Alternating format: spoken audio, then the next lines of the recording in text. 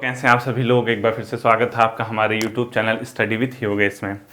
तो आज से नई शुरुआत करते हैं अब आर ओ एग्ज़ाम के लिए, क्योंकि एक चीज़ इसमें ध्यान देना आप लोग, ठीक है। समय नहीं मिलेगा, बैकअप जो हमारा है, मतलब हम ये सोचेंगे कि यार विज्ञापन आएगा उसके बाद हम तैयारी करें। मैं आपको गारंटी के साथ कहता हूँ पेपर हल्का आएगा, लेकिन उतने टाइम में उस सिलेबस को कंप्लीट करने का आपको टाइम नहीं मिलेगा, क्योंकि 70 से 75 डेज में प्री एग्ज़ाम होता है। और कट ऑफ जो है एक प्रकार से 65% अगर हम ले आते हैं आउट ऑफ 150, तो हम उसको नैया पार करा जाएंगे, यानी मेन से हमारे लिए फिर आसान हो जाएगा। और इसका मेन से बहुत मुश्किल नहीं है, ठीक है।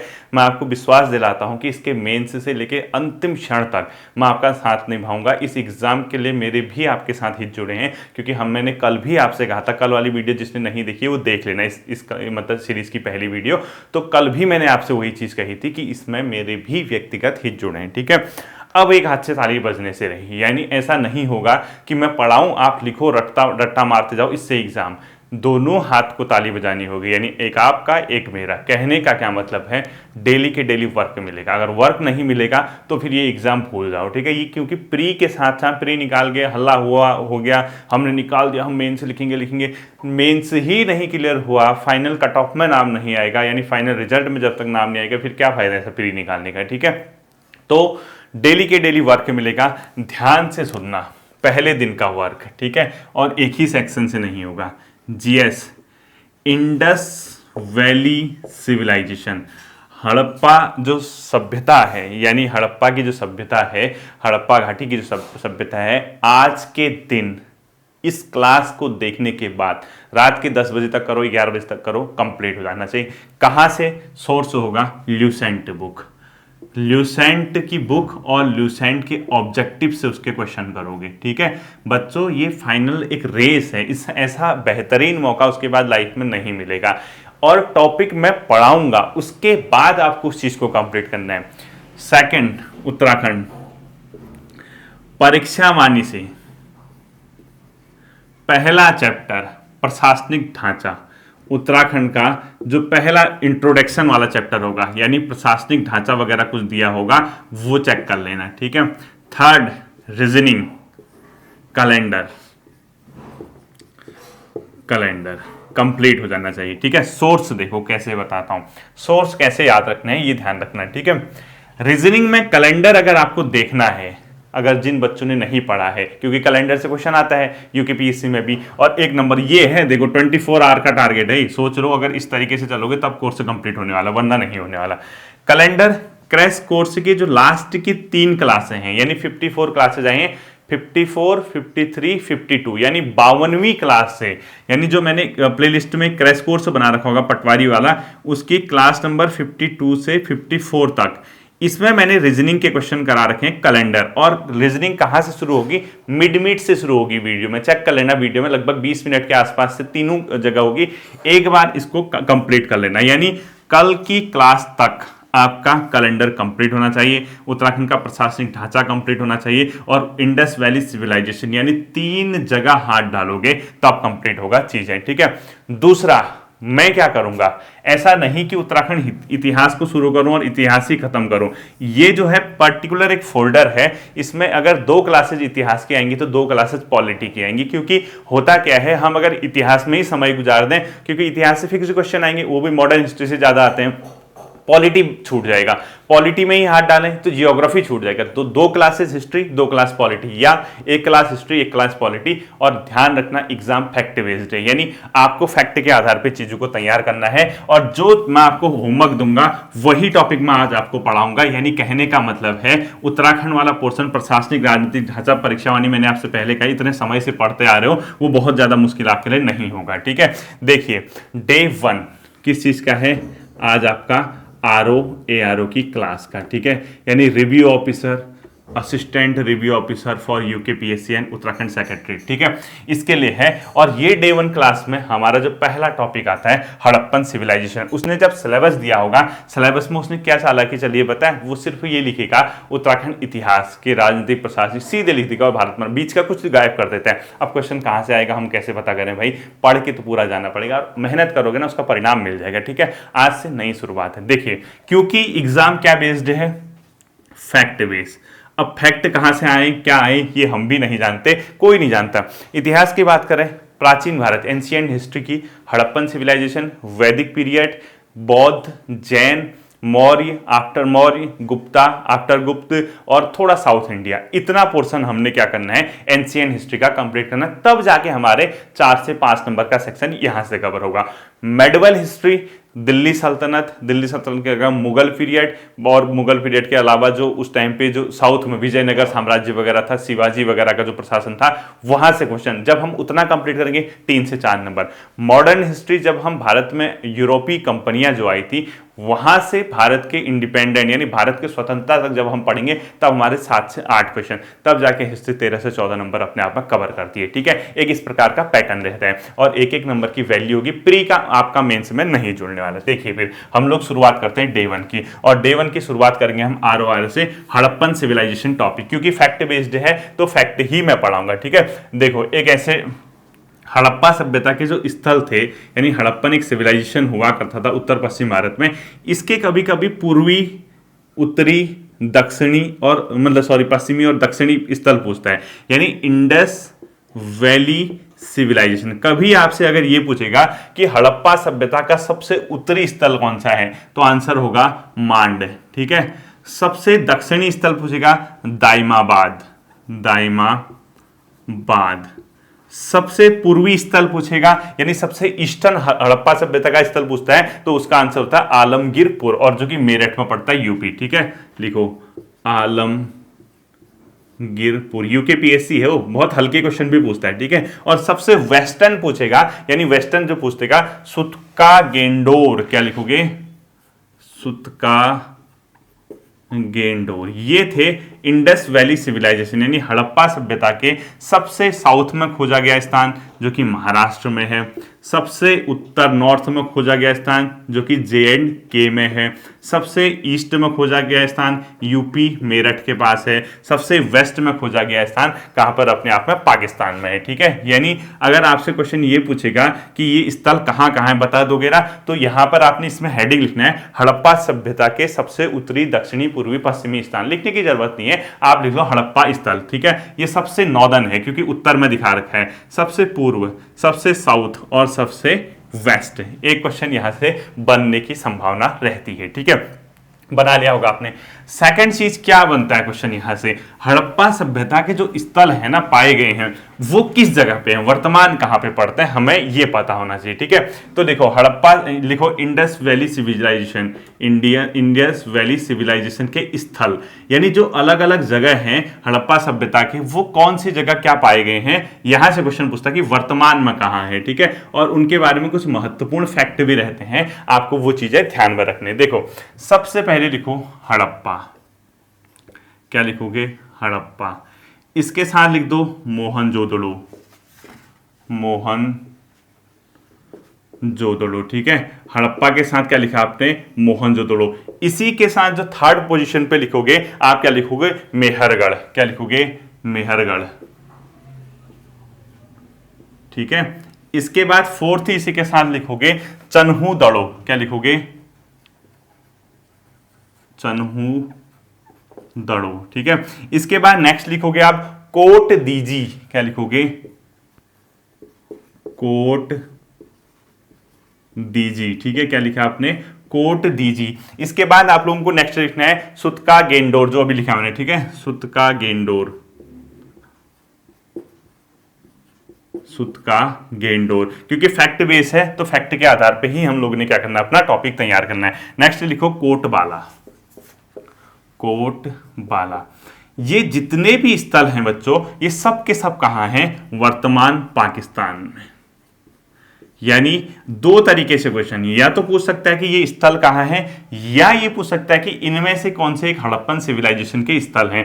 2-3-4 बार अगर इसके ऊपर ऊपर स्टडी करोगे, ऑप्शन में आपको टिक मारने को अगर आता है तो आपको याद आ जाएगा। ठीक है, कहने का मतलब हड़प्पा, मोहनजोदड़ो, मेहरगढ़, चन्हूदड़ो, कोट दीजी, सुतका गेंडोर, कोटबाला, सबके सब हड़प्पन सिविलाइजेशन के एक स्थल हैं, जो कि वर्तमान कहां पड़ते हैं, पाकिस्तान के इलाके में पड़ते हैं। ठीक है, इसी के साथ दो चीजें और आती हैं, एक आप लिख लो यहाँ पे धौलावीरा, क्या लिखोगे, धौलावीरा, ये भी हड़प्पन सिविलाइजेशन का स्थल है। ठीक है, धौलावीरा के साथ क्या लिख लोगे? लोथल। क्या लिखोगे? लोथल। और लोथल के साथ यहीं पे जो थर्ड पोजीशन है, यानी धौलावीरा और लोथल के बाद जो तीसरा लिखना है वो लिखना है सुरकोटदा। ये अलग है, ठीक है, ये अलग है, वो सुरकोटदा अलग है, सुरकोटदा, ठीक है, सुरकोटदा। और एक स्थल का नाम और लिखना है, उसका नाम है केरल नो धोरो। क्या लिखोगे? केरल नो धोरो, ऐसे लिखो, केरल नो धोरो। ये सब के सब स्थल वर्तमान कहां पड़ते हैं? गुजरात में। ठीक है, यानी कहीं ना कहीं आपसे जो क्वेश्चन पूछ सकता है कि धौलावीरा कहाँ है, लोथल कहाँ है, सुरकोटदा कहाँ है, केरल नो धोरो कहाँ है, ये सब के सब गुजरात में है वर्तमान। और ये भी क्या है? अपने आप में हड़प्पन सिविलाइजेशन के एक प्रकार से स्थल है। ठीक है, इसके बाद नेक्स्ट लिखना है आपने, यहां लिखो राखीगढ़ी।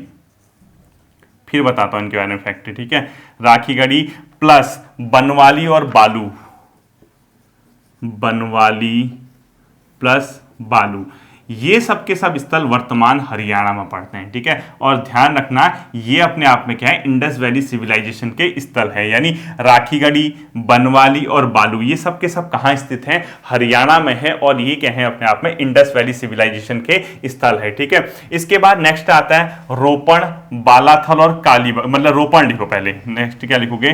रोपण। रोपण पड़ता है बच्चों पंजाब में। क्या पड़ता है?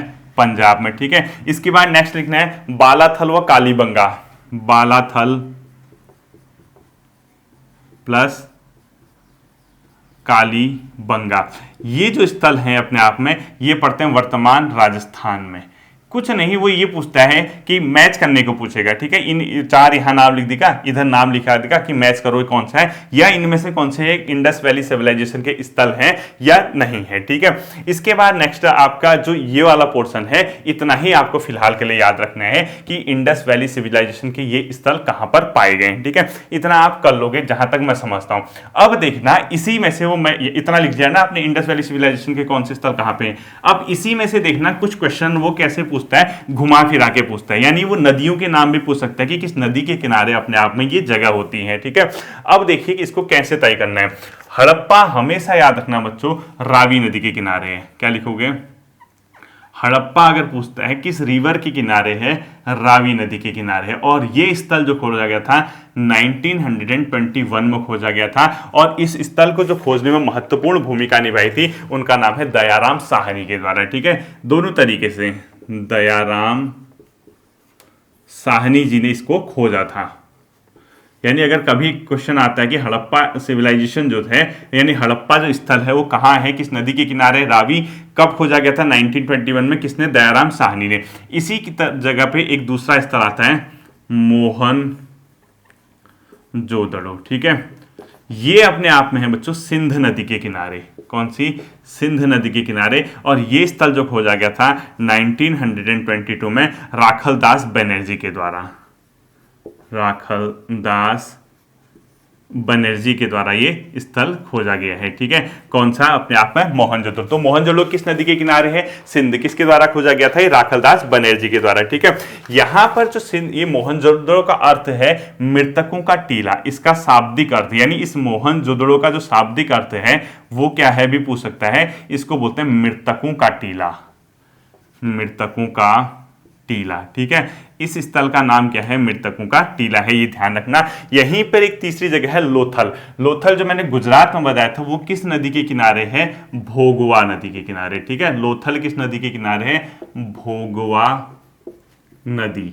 और लोथल कहाँ बता दिया मैंने? गुजरात में। और इस लोथल के बारे में एक चीज आपको ध्यान रखना है, भोगवा नदी के किनारे है और इसका जो शाब्दिक अर्थ है मुर्दों का नगर कहते थे इसको। ठीक है, मुर्दों का नगर। अब इसकी खोज वगैरह नहीं पूछेगा, लेकिन ये मैं इसलिए लिख रहा हूं 1957 में इसको खोजा गया था रंगनाथ मिश्र के द्वारा। ठीक है, रंगनाथ मिश्र के द्वारा इसको खोजा गया था। इसी के बाद एक अलग जगह मैंने अभी बताया था कालीबंगन। क्या बताया था?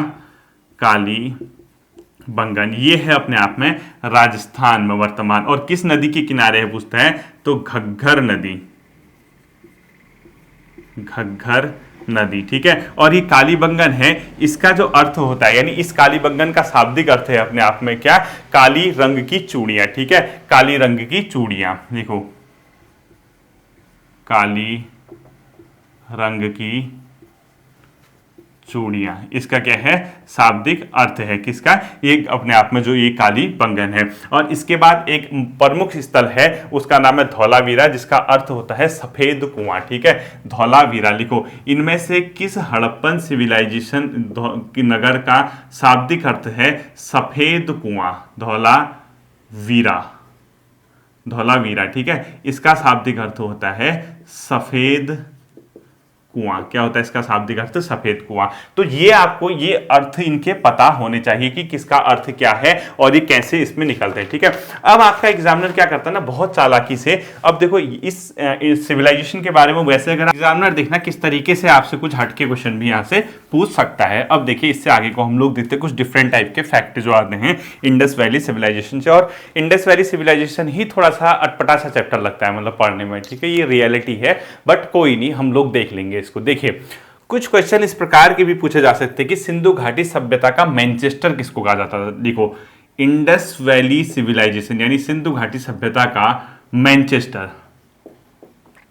मैनचेस्टर, ठीक है, किस नगर को कहा जाता था। मैनचेस्टर एक जगह पड़ती है, उसके हिसाब से उसके साथ तुलना की गई है, ठीक, तो ये कहा जाता था लोथल को। यानी अगर कभी आपसे पूछेगा कि इंडस वैली सिविलाइजेशन का मैनचेस्टर किसको कहा गया, लोथल को कहा गया। और यहीं पे ध्यान रखना कि इंडस वैली सिविलाइजेशन का सबसे बड़ा स्थल लिखो, यानी इसमें जो एज ए एरिया सबसे बड़ा स्थल जो था, यानी सबसे जो बिगेस्ट था वो कौन सा है, सबसे बड़ा स्थल। अगर कभी पूछेगा कि इंडस वैली सिविलाइजेशन का सबसे बड़ा स्थल कौन सा है, तुरंत आंसर होना चाहिए राखीगढ़ी, ठीक है, अभी बताया था मैंने राखीगढ़ी कहाँ है ये भी पता होना चाहिए, राखीगढ़ी। ये इंडस वैली सिविलाइजेशन का सबसे क्या है, लार्जेस्ट जो है स्थल है, और ये हड़प्पा सभ्यता की प्रांतीय राजधानी कहलाता था, ठीक है, लिखो इसके नीचे इंडस वैली सिविलाइजेशन की प्रांतीय राजधानी, ठीक है, प्रांतीय राजधानी, यानी इंडस वैली सिविलाइजेशन की जो प्रांतीय राजधानी थी वो कौन सी थी, राखीगढ़ी थी। ये क्वेश्चन आपको पता होना चाहिए, बहुत इंपॉर्टेंट अपने आप में क्वेश्चन रहता है, ठीक है, प्रांतीय राजधानी लिखना है इसको, प्रांतीय राजधानी, इंडस वैली सिविलाइजेशन की प्रांतीय राजधानी। और सबसे बड़ा स्थल पूछेगा तो राखीगढ़ी, और राखीगढ़ी ही इसकी सबसे बड़ी क्या थी, प्रांतीय राजधानी थी। यहीं पर एक क्वेश्चन पूछता है इंडस वैली सिविलाइजेशन का लंकाशायर किस नगर को कहा जाता था, लंका, लिखो इंडस वैली सिविलाइजेशन, लंकाशायर भी एक जगह है, उससे तुलना कर रखी है, ठीक है। तो लंकाशायर जो कहलाता था चन्हू-दड़ो कहलाता था, ठीक है, लिखो चन्हू-दड़ो कहलाता था लंकाशायर, यानी इस इंडस वैली सिविलाइजेशन का लंकाशायर किसको कहा जाता था, चन्हू-दड़ो को कहा जाता था। अगला लिखो इंडस वैली सिविलाइजेशन का सबसे नवीनतम खोजा गया नगर, यानी जो सबसे रिसेंटली खोजा गया है, ठीक है, नवीनतम खोजा गया नगर, खोजा गया, यानी इंडस वैली सिविलाइजेशन का सबसे नवीनतम खोजा गया जो नगर था वो था धौलावीरा। और धौलावीरा कहां पड़ता है, मैंने अभी सफेद कुआं, इसका शाब्दिक अर्थ होता है गुजरात में, ठीक है। ये क्वेश्चन भी आपके लिए क्या हो सकता है, इंपोर्टेंट हो सकता है। इसी तरीके से एक क्वेश्चन यहाँ पे आपका जो पूछा जा सकता है कि बिना गढ़, यानी कोई दुर्ग नहीं था, वो कौन सा शहर था, चन्हू-दड़ो। इसमें लिखो बिना गढ़ वाला नगर, दुर्ग नहीं था, ठीक है, ये बहुत इंपॉर्टेंट है, बिना गढ़ वाला नगर, यानी दुर्ग बनते थे, दुर्ग मतलब एक प्रकार से उसको सेफ्टी के लिए बड़े बड़े ऊंचे ऊंचे गढ़ बनाए जाते थे, उसके नीचे शहर बसता था, यानी वो दीवार टाइप की होती थी। तो ऐसा नगर एकमात्र नगर था जिसमें ऐसे दीवार यानी गढ़ अपने आप में नहीं हुआ करता था, वो कौन सा था, चन्हू-दड़ो। और चन्हू-दड़ो कहां पड़ता है मैं आपको ये भी बता चुका हूं, ठीक है। अब यहां से एक क्वेश्चन आता है, उसको याद रखना कि इनका समाज किस प्रकार से था, यानी इनका जो समाज था, अगर कभी पूछता है कि इंडस वैली सिविलाइजेशन का जो समाज था वो कैसा था, वो था बच्चों मात्र सत्तात्मक।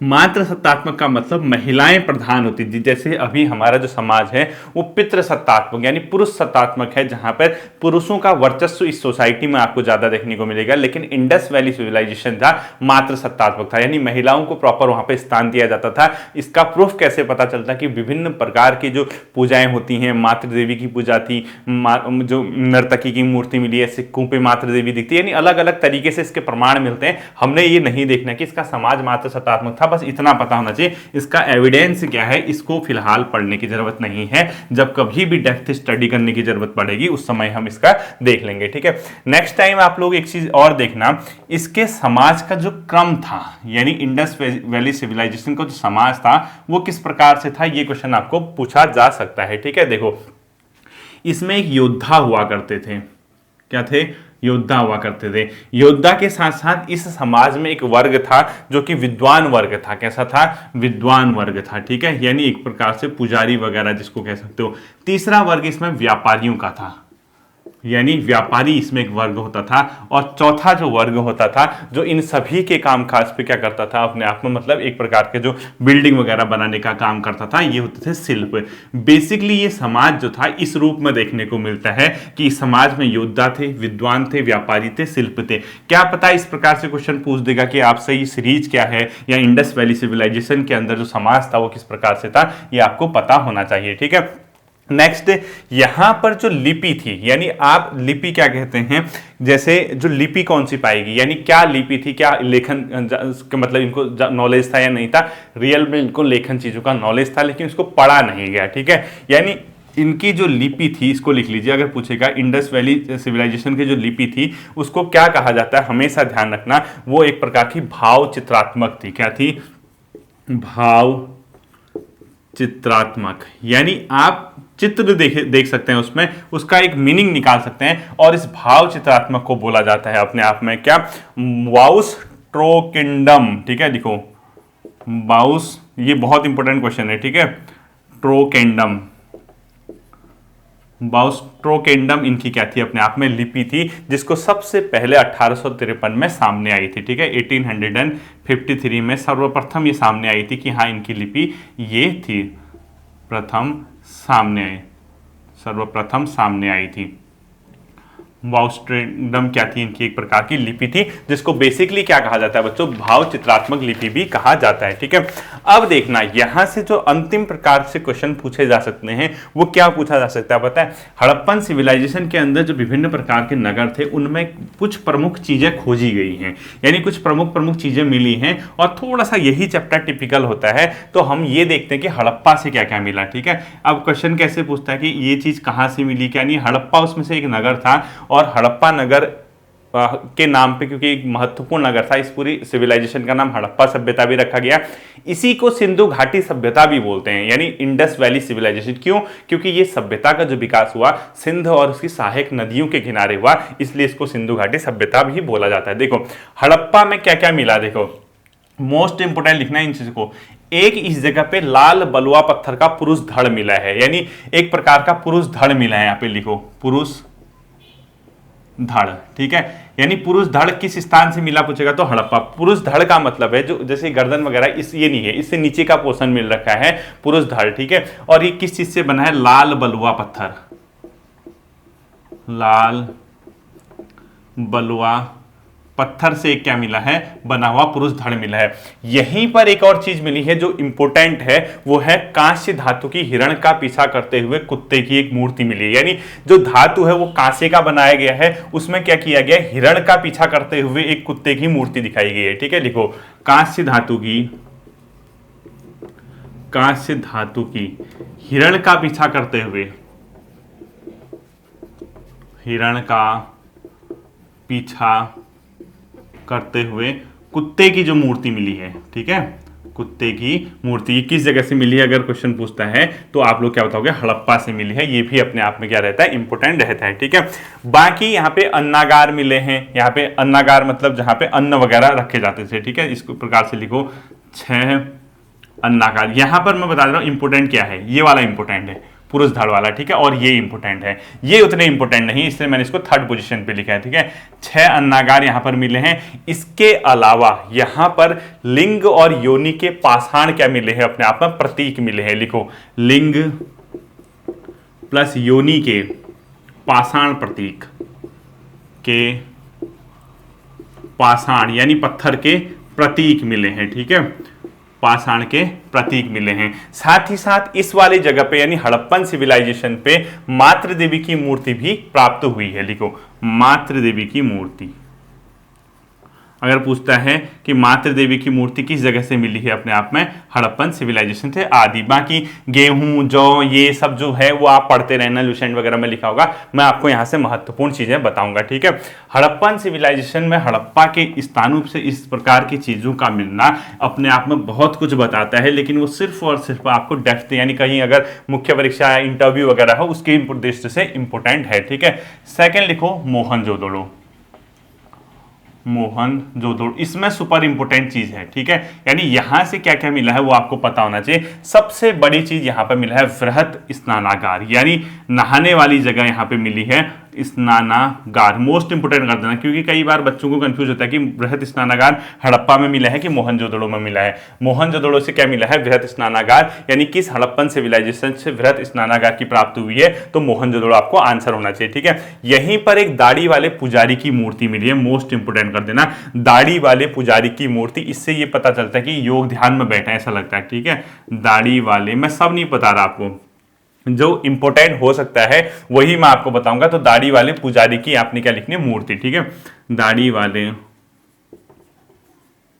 पुजारी की मूर्ति अगर किस स्थान से मिली है पूछेगा तो आपको क्या रखना है, उसका आंसर मोहनजोदड़ो। तीसरा एक सुपर इंपोर्टेंट, सुपर से भी सुपर इंपोर्टेंट, नर्तकी, यानी एक डांस करती हुई महिलाएं दिखा गई है, यानी उसको नर्तकी बोला गया, उसकी कांसे की मूर्ति मिली, ठीक है। नर्तकी की सुपर इंपोर्टेंट कर देना इसको, कांस्य मूर्ति, कांस्य मूर्ति। अब वैसे आर्ट एंड कल्चर के हिसाब से देखा जाए इसके बारे में बहुत कुछ बता सकता हूं मैं, नर्तकी की कांस्य मूर्ति जो मिली है, लेकिन आपके लिए नहीं है इतना इंपॉर्टेंट, ठीक है। और अंतिम चीज जो है सुपर इंपॉर्टेंट, यहां पर बच्चों एक पशुपति की मोहर मिली है, ठीक है। एक पशुपति की मोहर मिली है, उसमें एक व्यक्ति को दिखाया गया है जो कि पालती मारे हुए बैठा है और लोगों ने उसको क्या कहा, पशुपति हैं, और उनके दाएं साइड मतलब दाएं और बाएं साइड पशुओं को दिखाया गया, एक साइड जैसे बाघ और अपने आप में हाथी है, दूसरी साइड बैल और गैंडा है, नीचे जहां वो पालती मार के बैठे हैं उसकी जड़ पे हिरण वगैरह दिखाए गए हैं। तो इतना नहीं देखना, आपको ये पता चलना चाहिए पशुपति की मूर्ति बहुत इंपॉर्टेंट है, ठीक है। ये एनसीईआरटी में भी है,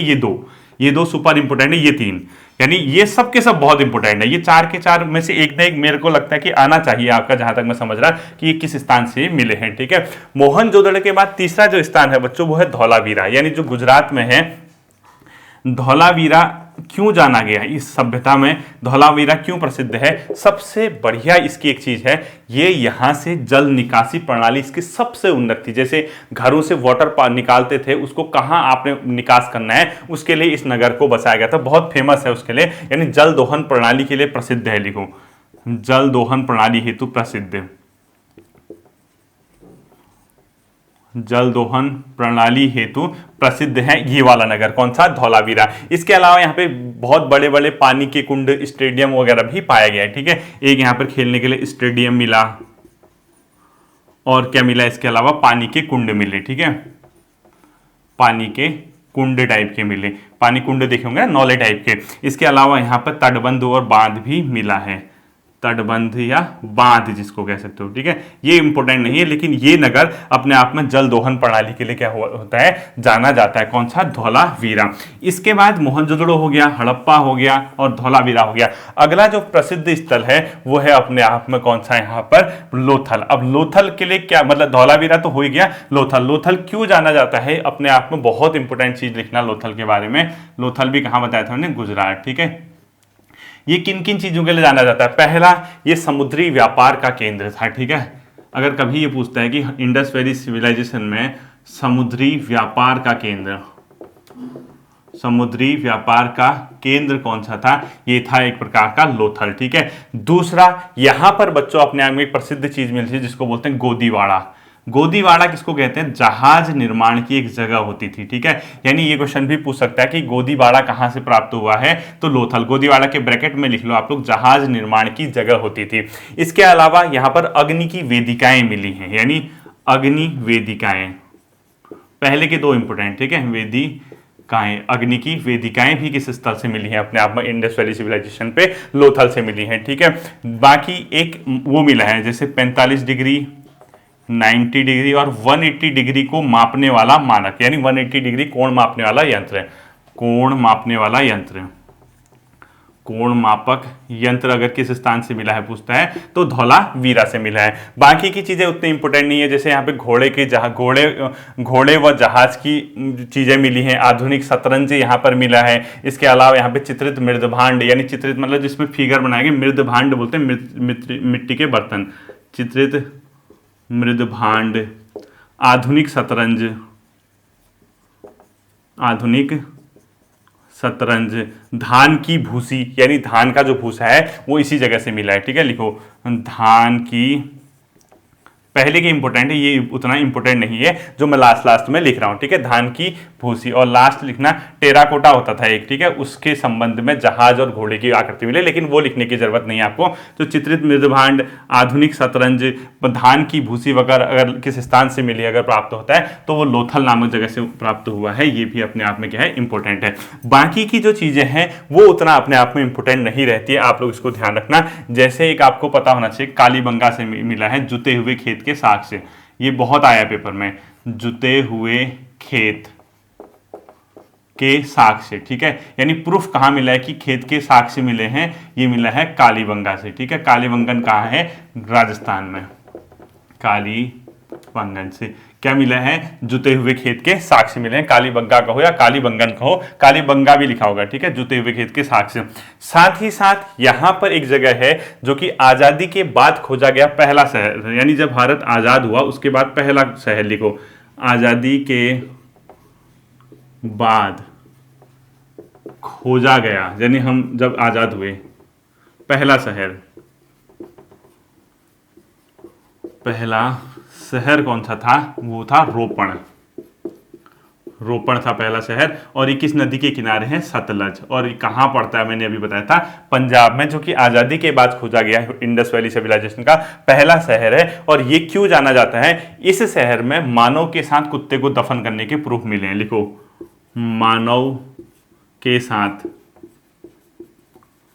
कुत्ता दफन किया गया है। ठीक है, कि प्रूफ किस जगह से मिले हैं अगर पूछता है तो ये मिला है बच्चों अपने आप में रोपड़ नाम की जगह से, जो कि कहां पड़ता है, पंजाब में। इसी के साथ साथ यहां पर एक तांबे की कुल्हाड़ी भी मिली है। ठीक है, तांबे की कुल्हाड़ी किस जगह से मिली अगर पूछता है तो ये अपने आप में कहा, रोपण से प्राप्त हुआ है। इसके बाद जो मेन चीज है, यहां पर महिलाएं श्रृंगार वगैरह भी करती थी, तो लिपस्टिक के प्रूफ मिले हैं। एक बार आया था एक क्वेश्चन कि लिपस्टिक के जो प्रूफ हैं वो कहां से मिला है, चान्हू दड़ों से, चान्हू दड़ो। और चान्हू दड़ो कहां पड़ता है, मैंने बताया था अभी आपको, पाकिस्तान में। ठीक है, आर्थिक रूप से ये शहर किस चीज पे निर्भर था, यानी इनको इकोनॉमिक जो एक्टिविटी थी, इनका मुख्य पेशा था कृषि व पशुपालन। ठीक है, ध्यान रखना, इसको इंपोर्टेंट है। जो इंडस वैली सिविलाइजेशन है, इनकी आर्थिक गतिविधि का मुख्य केंद्र था कृषि व पशुपालन, यानी व्यापार व वाणिज्य जो होता है, ट्रेड वगैरह, वो नहीं था इनका मुख्य रूप था कृषि व पशुपालन, यानी इनका मुख्य रूप से इस चीज पे निर्भर थे। ठीक है, एक क्वेश्चन पूछता है मिट्टी का बना हल कहां से प्राप्त हुआ है, लिखो मिट्टी का बना हल, ये प्राप्त हुआ है बच्चों बनवाली से। कहां से प्राप्त हुआ है, बनवाली से। ये इंडस वैली सिविलाइजेशन वाला ही चैप्टर आपको थोड़ा सा टिपिकल लगेगा, बाकी इसमें उतना टफ नहीं है। ठीक है, दूसरा, यहाँ जो भारत में सर्वप्रथम कपास की खेती है, किस सभ्यता में पाई जा रही है, सर्वप्रथम कपास खेती, यानी कॉटन की जो खेती है वो कहाँ पर हुई है, सिंधु सभ्यता में। ठीक है, इसी सभ्यता में ये पाई गई, सिंधु घाटी सभ्यता में, सिंधु घाटी सभ्यता में ही सबसे पहले क्या हुई है, कपास की खेती की प्रूफ मिला है। ठीक है, एक क्वेश्चन लिखो, सर्वाधिक जो मोहर मिली हैं वो मिली है अपने आप में मोहनजोदड़ो से, जबकि अभिलेखी जिसमें कुछ ना कुछ लिखा गया है वो मिली है हड़प्पा से। लिखे, लास्ट के कुछ क्वेश्चन बचे हैं, देखो सर्वाधिक मोहर लिखो, सर्वाधिक मोहर ये कहां से मिले हैं, मोहनजोदड़ो से। ठीक है, सर्वाधिक मोहर की प्राप्ति हुई है मोहनजोदड़ो से हुई है। और अभिलेखी मोहर जो है, जिसमें कुछ ना कुछ लिखा गया है, वो कहां से प्राप्त हुआ है, अपने आप में हड़प्पा से। ठीक है, इसी के ब्रैकेट में लिखो अभिलेख युक्त, अभिलेख मतलब जिसमें कुछ लिखा गया है। ठीक है, अभिलेख युक्त मोहर सर्वाधिक मिले हैं कहीं से पूछता है तो हड़प्पा से सर्वाधिक अभिलेख युक्त क्या प्राप्त हुई है, मोहर प्राप्त हुई है। ठीक है, इसके बाद अगला लिखना, इसके कुछ बंदरगाह थे बच्चों, क्या लिखो, हड़प्पा सभ्यता के कौन से स्थल बंदरगाह नगर थे, यानी बंदरगाह जो अपने आप में पूछता है वो कौन कौन से थे, वो आपने क्या करना है, देखना है। ठीक है, देखिए बंदरगाह नगर मतलब जो अपने आप में कौन कौन से थे इस सभ्यता में, एक था लोथल, ठीक है, दूसरा था रंगपुर, ये सब बंदरगाह नगर माने जाते हैं इसके। ठीक है, यानी समुद्र के पास जो स्थल होते हैं जहां समुद्री व्यापार होता है, रंगपुर। तीसरा था प्रभास पाटन, प्रभास पाटन। ठीक है, ये सब के सब कहाँ हैं, 3 के 3 गुजरात में थे। ये मैं आपको पहले भी बता चुका हूं, ये बंदरगाह नगर थे कहाँ के, हड़प्पन सिविलाइजेशन के। इसके अलावा कुछ नगर जैसे बालाकोट, सुतका गेंडोर और बलूचिस्तान, और कौन से थे, बालाकोट। ठीक है, बालाकोट भी इनका क्या था, अपने आप में एक प्रकार का ये मतलब बंदरगाह नगर था। ठीक है, एक लिखो सुतका गेंडोर, सुतका गेंडोर, और अन्य लिखोगे बलूचिस्तान, बलूचिस्तान। ये सब के सब क्या हैं, अपने आप में हड़प्पन सिविलाइजेशन के एक प्रकार के बंदरगाह नगर थे। ठीक है, अब कभी कभी क्वेश्चन ये आता है कि सर्वप्रथम किसने कहा था कि हड़प्पा जो सिविलाइजेशन है इस स्थान पे हड़प्पन सिविलाइजेशन पाई गई है, मतलब उसको खोजने का क्या श्रेय देते हो, मतलब लिखो किसने हड़प्पा नामक स्थान पर प्राचीन सभ्यता की बात कही थी। लिखो सर्वप्रथम किसने हड़प्पा नामक स्थान पर, हड़प्पा नामक स्थान पर प्राचीन सभ्यता की बात कही, प्राचीन सभ्यता की बात कही, चार्ल्स मेनन ने। चार्ल्स मेनन पहले व्यक्ति थे जिन्होंने ये कहा कि इस जगह पे कोई ना कोई एक प्राचीन सभ्यता रही होगी। ठीक है, चार्ल्स मेनन उनका मेसोन नाम है, सॉरी मेसोन कर दो, मेसोन कर देना। ठीक है, चार्ल्स मेसोन करना, मेनन मत करना। ठीक है, इन्होंने सबसे पहले कही थी 1872 में। इस सिविलाइजेशन का टाइम पीरियड भी होता है, समय लिखो, हड़प्पा सिविलाइजेशन का टाइम पीरियड लिखो 2500 ईसा पूर्व है, यानी 2500 बीसी से 1800 बीसी के समथिंग। अब लुसेंट वगैरह में अलग दिया होगा, वैसे इतना आएगा नहीं आपका इसका टाइम पीरियड क्या था। ठीक है, अगला क्वेश्चन लिखना है आपको, जो ये कांसा बनाते थे ना, कांसा वो किस किस से मिलके बनता था, जो कांसा अपने आप में इन्होंने बनाया टीन और तांबे का होता था, टीन प्लस तांबे का होता था, क्या कांसा होता था। ठीक है, इनकी लिपि मैं आपको बता चुका हूं, और कई चीजें ही आयात करते थे बच्चों। ठीक है, यानी इंपोर्ट करते थे बाहर से, तो आयात इनके कई चीजें होती थी, उनमें जो एक बहुत इंपॉर्टेंट है लाजवर्द मणि था, बाकी तो नहीं पूछेगा आपको। लाजवर्द मणि, ये भवन निर्माण सामग्री यानी बिल्डिंग वगैरह बनाने में इसका प्रयोग होता था, ये अफगानिस्तान से क्या करते थे, आयात करते थे लाजवर्द मणि। बाकी कई चीजें जैसे अलवास्ट है, डाबर है, तांबा है, सोना चांदी, ये सब चीजें इतना नहीं पूछने वाला आपको। बेसिकली लाजवर्द मणि मुझे लगा कि आपका इंपोर्टेंट हो सकता है, इसीलिए मैंने लिखाया। और अंतिम क्वेश्चन जो आपने लिखना है, सिंधु घाटी सभ्यता व मेसोपोटामिया के बीच व्यापार का पता कैसे चलता है, मोहर से। ठीक है, लिखो इंडस वैली सिविलाइजेशन व मेसोपोटामिया के बीच व्यापार का